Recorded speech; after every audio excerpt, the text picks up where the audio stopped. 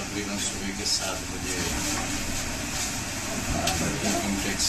Department team आई और हमने देखा कि वो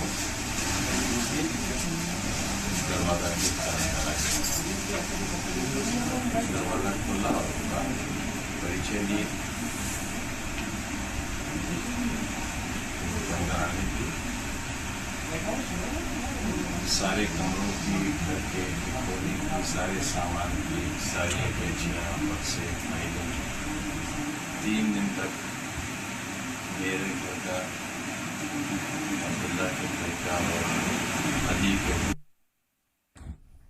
तो आपने देखा आजम खान की तरफ से भी छापेमारी को लेकर तफसील उन्होंने बताया कि किस तरह से लगातार 3 दिन से छापेमारी यहां पर चल रही है और कई चीज़ों की जानकारी यहां पर आजम खान और उनके परिवार वालों से ली गई है, चाहे अब्दुल्ला आजम हो या फिर उनके करीबी हों, उन लोगों से भी यहां पर पूछताछ की गई और दस्तावेज को भी यहां पर खंगाला गया है। तो आईडी की रेड यहां पर देखने को मिल रही है, सभी